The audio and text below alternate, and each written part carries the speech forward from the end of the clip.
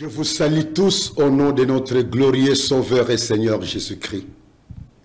Bien-aimés dans le Seigneur, nous vivons une époque où il y a beaucoup de confusion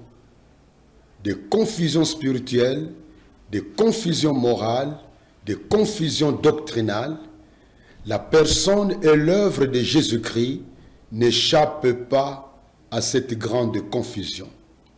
C'est pourquoi il y a une multiplicité des hérésies, de faux enseignements concernant la personne de Jésus, concernant l'œuvre de Jésus-Christ. Certains disent que Jésus est Dieu, point. D'autres disent Jésus-Christ est homme, point. D'autres disent Jésus et Christ, ce sont deux entités différentes. Quand Jésus-Christ est né, il est né homme à 100%, mais au baptême, le Christ est venu entrer en lui, et avant sa mort, le Christ est sorti.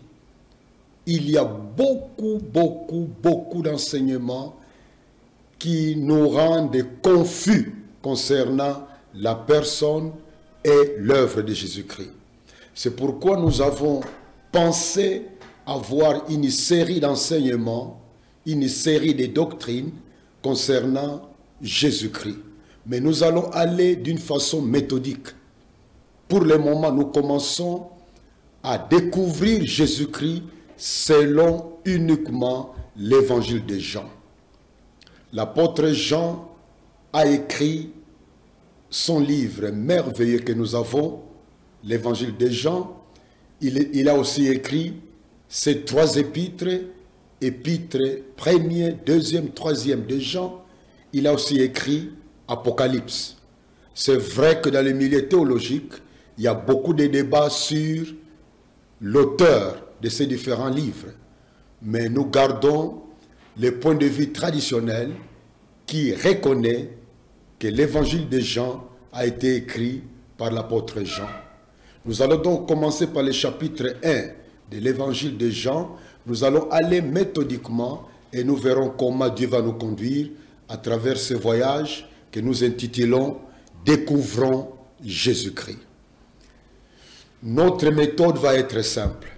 Nous n'allons pas lire tous les chapitres, mais nous allons lire quelques versets que j'ai choisis dans tel chapitre, dans tel chapitre, dans tel chapitre. Nous tirons de ces versets-là de vérités clairement exprimées concernant la personne de Jésus ou concernant son œuvre, en tenant compte de ce qui est dit sur lui et en tenant compte aussi de ce que lui-même a dit sur lui-même. C'est important que nous soyons au clair sur la personne de Jésus-Christ et son œuvre, car le christianisme est bâti sur Jésus-Christ, comme la pierre angulaire. Détruire Jésus-Christ dans sa présence, dans la structure appelée christianisme, c'est détruire le christianisme.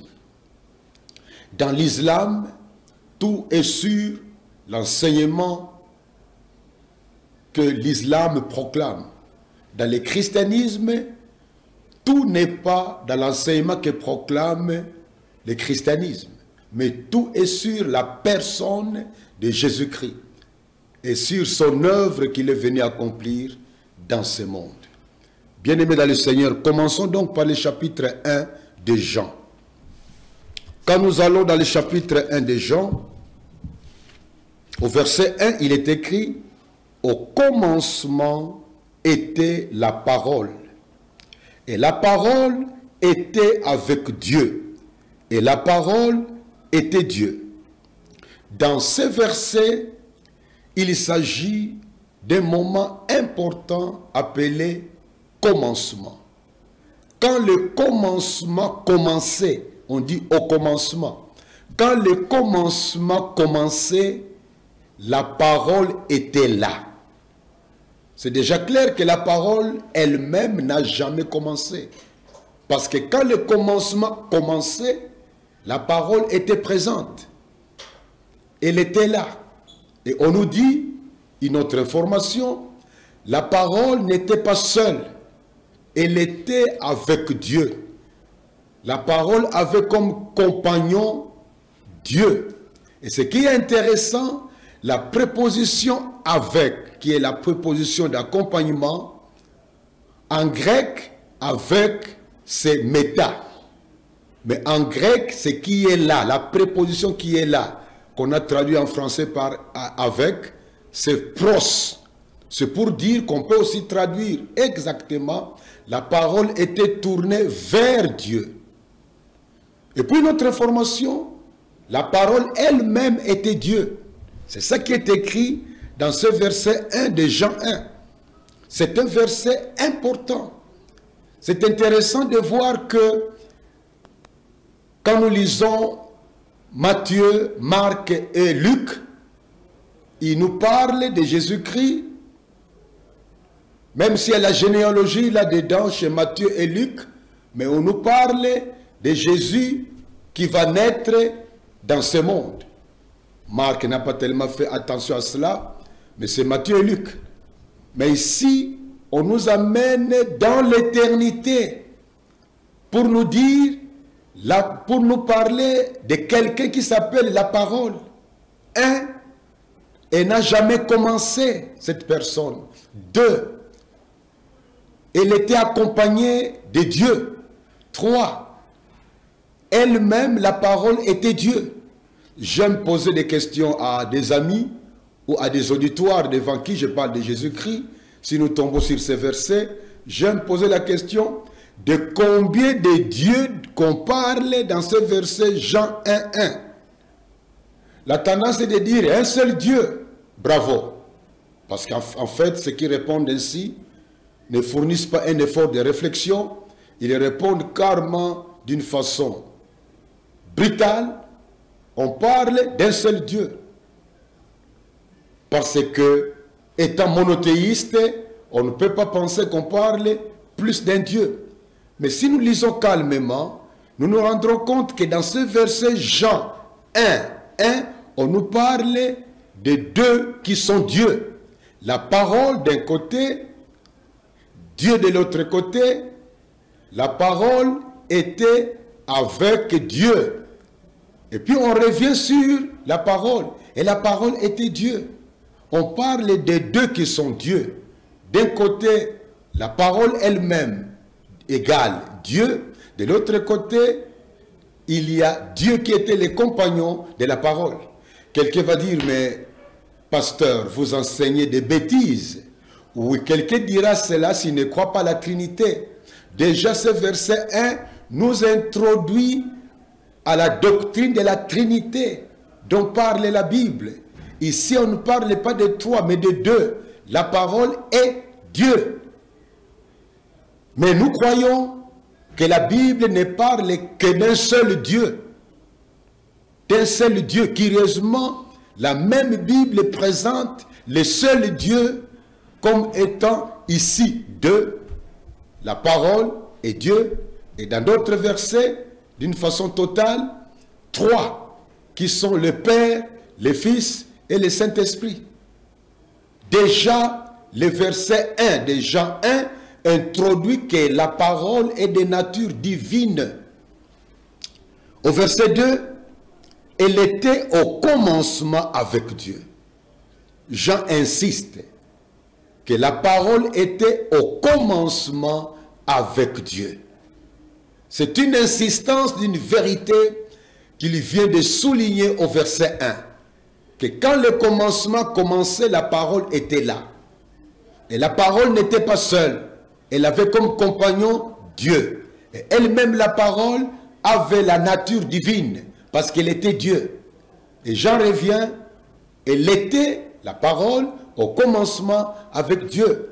Et au verset 3, toutes les choses ont été faites par elle.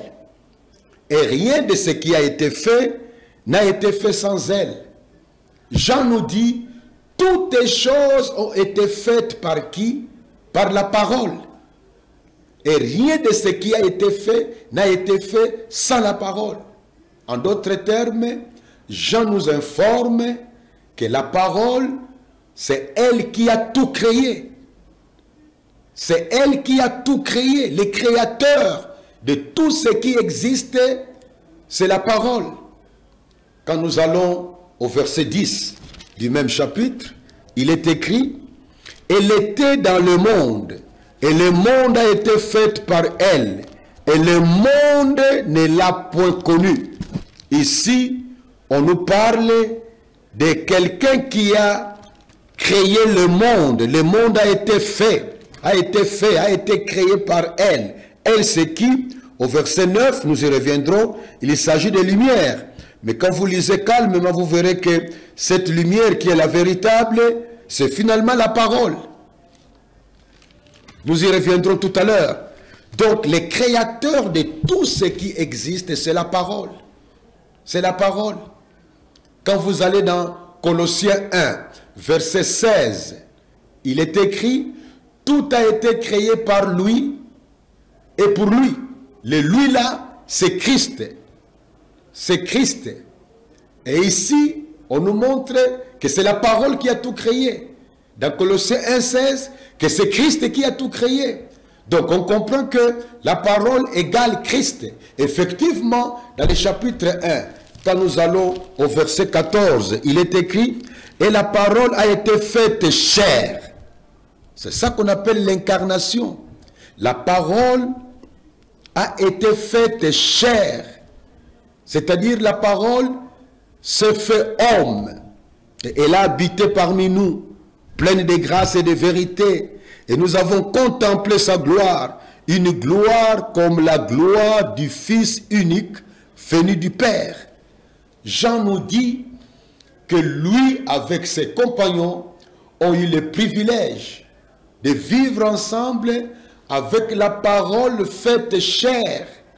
Cette parole qui est Dieu, elle s'est faite chair.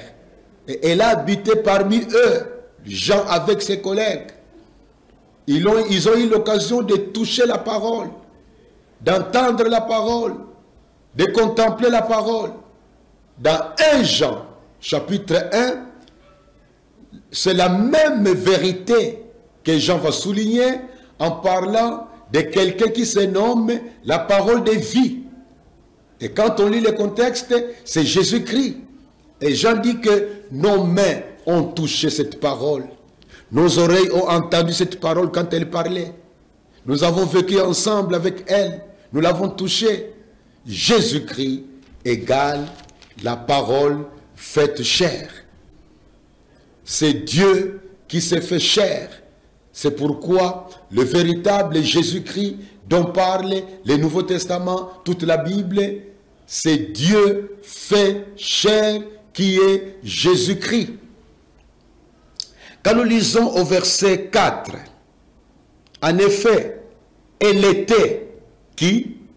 Non, en elle était la vie. Verset 4. En elle là, c'est la parole, était la vie. Et la vie était la lumière des hommes. En elle, en parole, dans la parole était la vie. Comme si j'ai une bouteille devant moi. Dans la bouteille, il y a de l'eau. La bouteille, c'est une réalité. L'eau, c'est une autre réalité. Et l'eau est dans la bouteille. Ici, on nous dit, dans la parole était la vie. Dans la parole était la vie. La vie se trouve en Jésus-Christ. La véritable vie est en Jésus-Christ. Dans d'autres passages, on va comprendre que cette vie dont il parle, c'est la vie éternelle. C'est la vie éternelle. La véritable vie est en Jésus-Christ. C'est pourquoi 1 Jean 5, verset 12 va nous dire, celui qui a le Fils a la vie. Celui qui n'a pas le Fils de Dieu n'a pas la vie. Si l'eau se trouve dans la bouteille, celui qui a la bouteille a l'eau. Celui qui rejette la bouteille, rejette l'eau. Jésus-Christ est la seule réalité qui communique la vraie vie. Quand quelqu'un reçoit Jésus dans sa vie comme Sauveur et Seigneur, c'est quelqu'un qui a reçu la vraie vie. Cette vraie vie est nommée la vie éternelle dans plusieurs autres passages. Dans ce monde où nous vivons, il n'y a que deux sortes de personnes. Il y a des gens qui ont la vie parce qu'un jour, ils ont reçu Jésus dans leur vie. Il y a des gens qui n'ont pas la vie parce qu'ils n'ont pas reçu Jésus dans leur vie. Et Jean insiste là-dessus au verset 4. En elle, dans la parole, était la vie. Et il ajoute, et la vie était la lumière des hommes. Je reviens à mon illustration de la bouteille et de l'eau. J'ai la bouteille devant vous. J'y mets de l'eau. Donc, Jésus-Christ est comme la bouteille. La vie est comme l'eau dans la bouteille. Dans Jésus, il y a la vie. Et cette vie-là, j'en souligne, la vie était la lumière des hommes. Cette vie-là, c'est la lumière des hommes. C'est elle qui éclaire.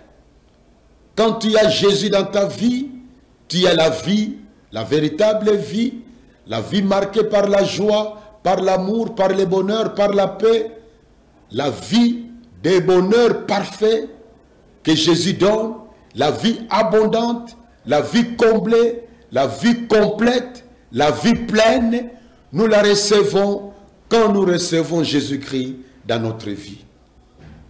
Et Jésus va dire même que non seulement qu'en elle il y a la vie, mais lui-même est la vie. C'est là où finalement mon illustration de l'eau dans la bouteille est insuffisante pour exprimer la relation entre la vie et Jésus. Parce que la bouteille est distincte de la vie et de l'eau. L'eau c'est une réalité, la bouteille c'est une réalité. Les deux sont séparés, sont distincts. Mais quand nous venons à la relation entre la vie et Jésus, non seulement que la vie est dans Jésus, mais Jésus lui-même a déclaré dans Jean 14, verset 6, « Je suis la vie ». Chers amis, vous qui nous suivez maintenant, si vous avez Jésus-Christ dans votre vie, soyez heureux, parce que vous avez la vie, vous avez la lumière. En dehors de Jésus-Christ, c'est la mort. En dehors de Jésus-Christ, ce sont des ténèbres qui règnent. C'est l'obscurité qui règne. Il est important que nous soyons clairs là-dessus. Et Jean voulait que ses lecteurs soient au clair là-dessus. Parce que ce qui est vrai, alors on comprend pourquoi, quand nous lisons dans le chapitre 20 de cet évangile, chapitre 20, là nous lisons les buts pour lesquels Jean a écrit son évangile. Jean 20, 31, il dit, « Mais ces choses ont été écrites afin que vous croyiez. » Que vous croyiez. On voit que Jean a écrit son évangile dans les soucis d'évangélisation. Il a voulu que ceux qui vont lire son texte puissent croire. Croire quoi? Qu'ils croient que Jésus est le Christ, le Fils de Dieu, et qu'en croyant qu'ils aient la vie et la vie en son nom. Voilà pourquoi, mes amis, c'est quand nous proclamons, nous mettons les gens en contact avec le Nouveau Testament, avec toute la Bible, avec la personne de Jésus, nous les mettons en contact avec la vie. C'est cette vie-là de haute qualité dont nous avons besoin de vivre. Parce que, en dehors de cette vie-là, il est impossible qu'on mène une vie de liberté. En dehors de Jésus, l'homme est esclave de ses passions. En dehors de Jésus-Christ, l'homme est esclave de ses désirs. En dehors de Jésus-Christ, l'homme est esclave de ses tendances naturelles qui l'attirent vers le mal.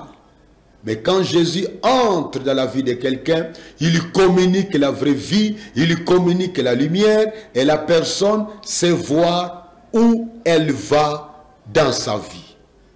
Quand nous allons au verset 5, au verset 5, la lumière luit dans les ténèbres, et les ténèbres ne l'ont point reçue. Dommage. La lumière lui dans les ténèbres, et les ténèbres ne l'ont point reçu. Ce n'est pas tout le monde qui est prêt à recevoir Jésus dans sa vie. Parce que quand Jésus vient dans notre vie, il nous apporte le bonheur total, mais en même temps, il met de l'ordre dans notre vie pour que nous vivions, non pas tel que nous voulons, mais pour que nous vivions de la manière qui apporte la gloire à Dieu et qui nous rend utiles par rapport à la société dans laquelle nous vivons. Mais nous n'allons pas lire chaque verset comme je l'avais dit au départ de mon enseignement « Découvrons Jésus-Christ ». Nous allons au verset 9. Au verset 9, il est écrit « Cette lumière était la véritable lumière qui, en venant dans le monde, éclaire tout homme. » Cette lumière dont on nous a parlé, en Jésus, en la parole était la vie, et la vie était la lumière. Ça c'est le verset 4. La vie était la lumière des hommes. Et au verset 9, cette lumière était la véritable lumière, qui en venant dans le monde, éclaire tout homme. Quand on dit véritable lumière, de ce qu'il y a fausse lumière. Beaucoup parmi nous sont au courant des religions qui proclament répandre la lumière au monde. Il y a des religions, quand vous devenez membre, on vous enseigne comment recevoir la lumière et comment transmettre la lumière aux autres. Mes amis, en dehors de Jésus-Christ, la véritable lumière n'existe pas. Dans le domaine spirituel, Jésus-Christ est la seule lumière véritable. En dehors de lui, ce sont des ténèbres, c'est l'obscurité. Il fait noir. On ne sait pas distinguer du vrai et du faux. Dans le noir, on ne sait pas distinguer ce qui est propre de ce qui est sale. Dans le noir, on ne sait pas distinguer ce qui est laid de ce qui est beau. Mais en Jésus-Christ, on voit clair. Jésus communique la véritable lumière à ceux qui sont en contact avec lui. Et quand nous allons au verset 12, il est écrit, mais à tous ceux qui l'ont reçu, le elle là c'est la lumière. Et la lumière c'est la parole. Il y a une relation entre la lumière et la parole. Parce que la lumière est dans la parole. À tous ceux qui l'ont reçu, à ceux qui croient en son nom, elle a donné le pouvoir de devenir enfants de Dieu, lesquels sont nés, verset 13, non du sang, ni de la volonté de la chair, ni de la volonté de l'homme, mais de Dieu. On voit ici, l'apôtre Jean souligne que l'attitude devant la lumière est double. Ou on reçoit la lumière, ou on rejette la lumière. C'est la même chose, où on reçoit la parole, dans laquelle se trouve la lumière, ou on rejette la parole. Ceux qui reçoivent la parole et qui croient au nom de la parole qui est Jésus-Christ, ces gens-là reçoivent le pouvoir de devenir enfants de Dieu, ce pouvoir que leur donne la parole, la lumière, Jésus-Christ. En d'autres termes, nous ne naissons pas en tant qu'enfants de Dieu. Nous ne naissons pas en tant qu'enfants de Dieu. Nous devenons enfants de Dieu si et seulement si nous recevons Jésus-Christ dans notre vie et nous croyons en lui. Vous qui m'écoutez, je vous pose la question, êtes-vous enfant de Dieu? Si vous dites oui, comment le savez-vous? Parce que d'après Jean 1,12, la seule façon de savoir si on est enfant de Dieu, c'est de savoir qu'un jour dans sa vie, on a reçu Jésus-Christ et on a cru en lui. Croire dans le nom de Jésus signifie, à la lumière de plusieurs autres passages bibliques, se croire à l'œuvre qu'il est venu accomplir sur la terre.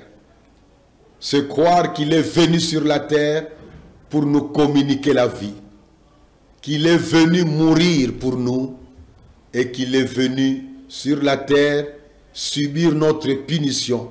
La punition que nous méritons par notre vie de péché, il est venu prendre cette punition-là à notre place.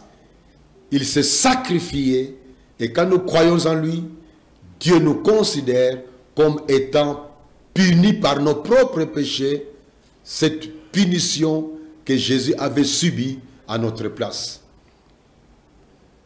Pour devenir enfant de Dieu, il faut croire en Jésus-Christ, il faut le recevoir dans sa vie. En dehors de ça, on n'est pas enfant de Dieu. En d'autres termes, dans le monde entier, il n'y a que deux sortes de personnes. Des personnes qui sont des enfants de Dieu et des personnes qui ne sont pas des enfants de Dieu. Et la différence réside dans la relation avec Jésus-Christ. Ceux qui ont reçu Jésus dans leur vie, ceux qui ont cru en Jésus-Christ, ont obtenu le pouvoir de devenir enfants de Dieu. Mais ceux qui n'ont pas reçu Jésus dans leur vie, ceux qui n'ont pas choisi de croire en lui, n'ont pas le pouvoir d'être devenus enfants de Dieu. Ils n'en ont pas. Devenir enfant de Dieu est la manifestation d'un pouvoir qu'on a reçu de la part de Jésus-Christ. Quand quelqu'un veut devenir citoyen d'une nation, c'est quelqu'un doit respecter les conditions établies par la constitution de cette nation-là pour en devenir citoyen. Et celui qui veut devenir membre de la famille de Dieu, celui qui veut devenir citoyen des royaumes des cieux, donc devenir enfant de Dieu, il doit aussi respecter les conditions établies par notre constitution qui est la Bible. Toi qui m'entends, es-tu enfant de Dieu? Ne réponds pas vite. Prends Jean 1, verset 12. Réponds selon le contenu de ce passage-là. Et remarquez au verset 13. Au verset 13, il est souligné que ceux qui reçoivent le pouvoir de devenir enfants de Dieu, ceux-là, ils ne sont pas nés du sang, ni de la volonté de la chair, ni de la volonté de l'homme, mais ils sont nés de Dieu. Dans ce monde où nous naissons de Dieu, où nous ne naissons pas de Dieu, nous naissons de Dieu quand dès que nous avons une relation personnelle avec Jésus-Christ, qui est la parole incarnée, qui est le Dieu incarné, qui est Dieu homme, celui qui est venu se sacrifier pour nous à la croix de Golgotha. Allons au verset 14.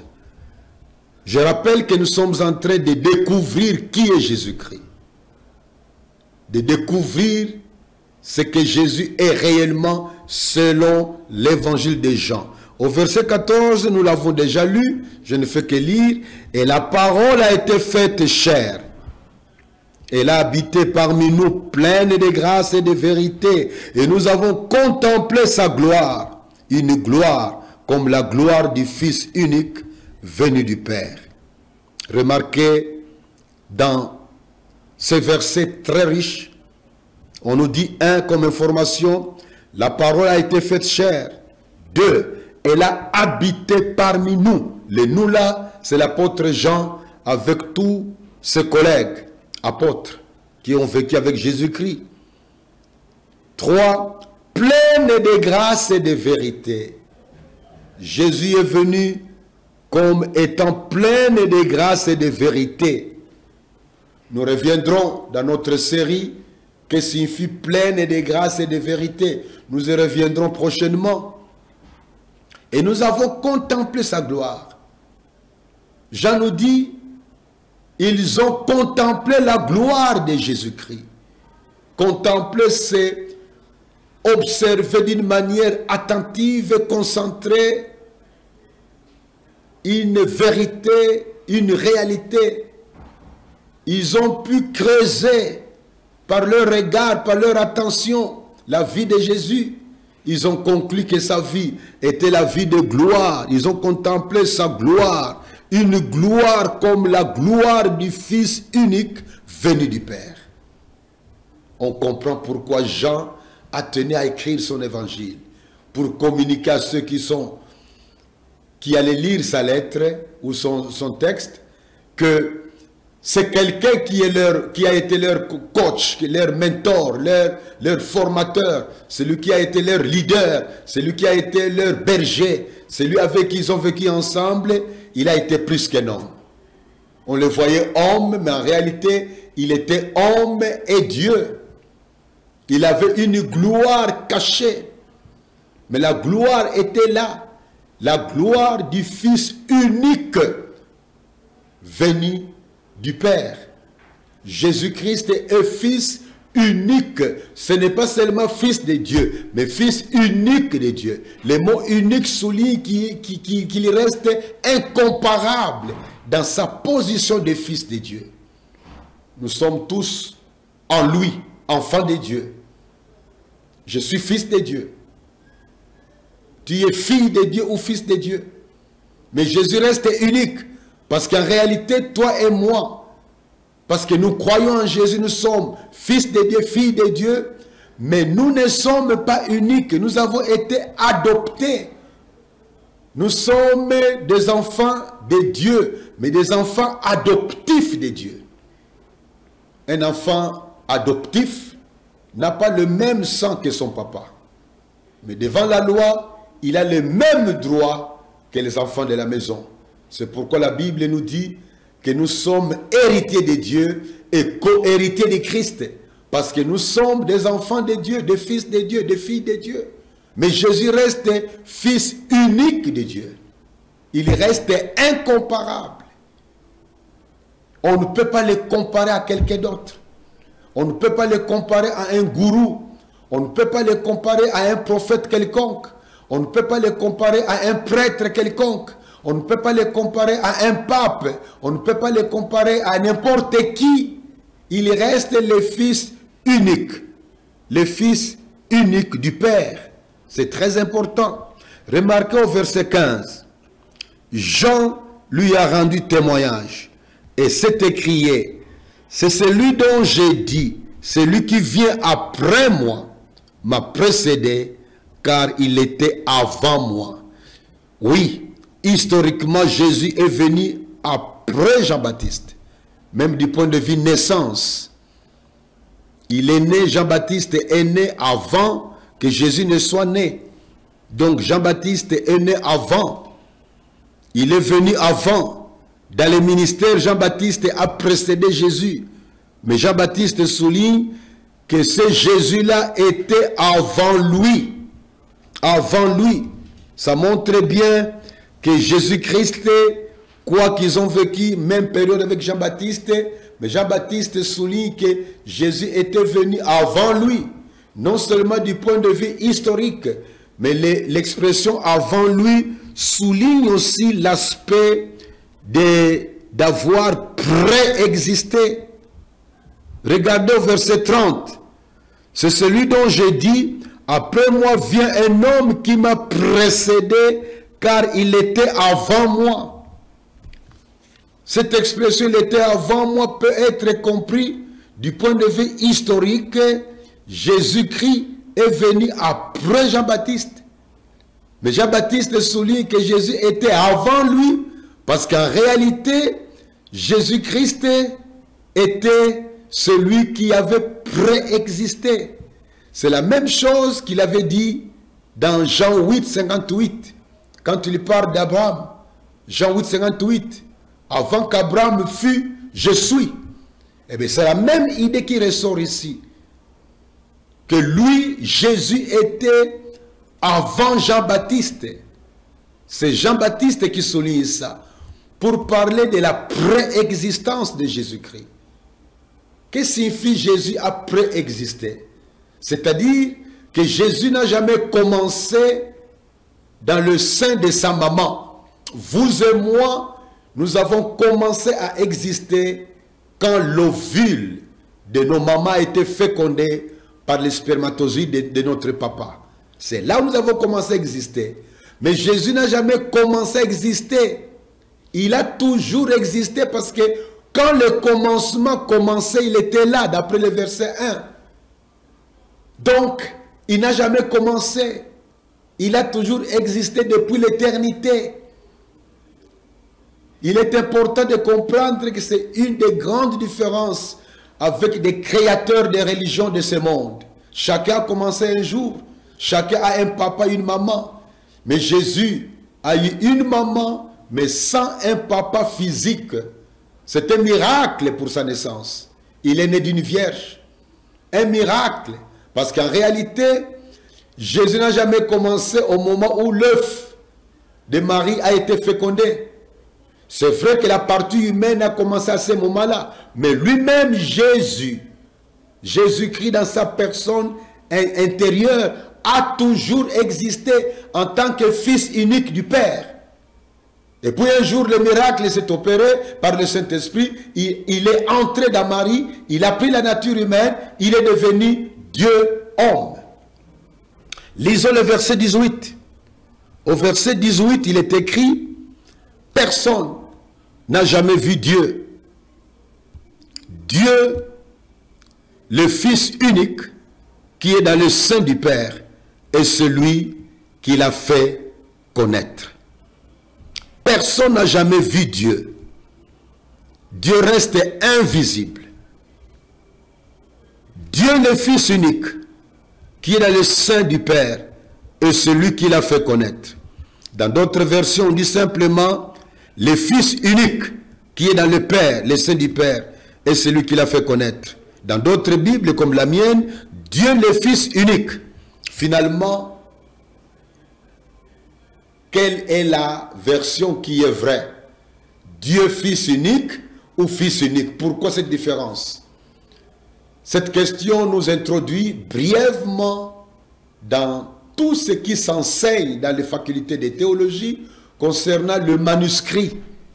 N'oublions jamais que les textes que nous avons ont, depuis le commencement, ces textes sont parvenus à nous en commençant à être d'abord des manuscrits. L'imprimerie est venue plus tard. L'imprimerie a été créée plus tard. Lisez dans l'internet, vous apprendrez quand est-ce que l'imprimerie a été créée. C'est au 15e siècle, du moins dans la partie occidentale, au 15e siècle en Allemagne. Et le premier livre qui a été imprimé, c'était la Bible. Mais avant cette période-là, tout était transcrit par la main. Alors quand on a des manuscrits, là où il y a des versions et des différences, on fait ce qu'on appelle l'étude textuelle, la critique textuelle des manuscrits, pour étudier, pour voir quel est le manuscrit qui est plus proche de l'original que l'autre. Alors on tient compte de combien de témoins, de combien de versions qui ont telle traduction, ou plutôt qui ont tel texte. En grec, si c'est le Nouveau Testament, ou en hébreu, si c'est l'Ancien Testament. Par exemple, on peut avoir 3 ou 4 copies devant soi, où il y a un verset qui est repris différemment dans ces 4 textes. On va voir parmi ces 4 textes quel est le texte le plus vieux, quel est le texte le plus répandu, quel est le texte qui a plus de répétitions, plus de témoins. Et on voit dans quel lieu différent où se trouvent, d'où viennent ces différents textes. Il y a tout un ensemble de principes qui sont étudiés dans la critique textuelle qui aident à déterminer la version, ou plutôt les textes les plus fiables. Eh bien, pour ce verset, Jean 1,12, les témoins, qui soutiennent l'expression Dieu, le Fils unique, ces témoins-là sont plus fiables, méritent plus notre confiance que les textes qui disent simplement le Fils unique. Évidemment, quand les gens traduisent la Bible, parfois ils sont influencés par leurs convictions. Et ils traduisent quelqu'un qui ne croit pas au départ que Jésus est Dieu.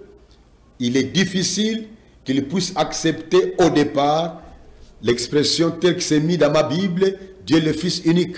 Mais ça, laissons ça aux théologiens qui peuvent nous aider à mieux comprendre pourquoi Dieu, le Fils unique, est plus fiable que le Fils unique. Mais la vérité soulignée par ce verset 18 est que c'est le Fils unique, Jésus-Christ donc, qui est venu pour nous révéler qui est le véritable Dieu.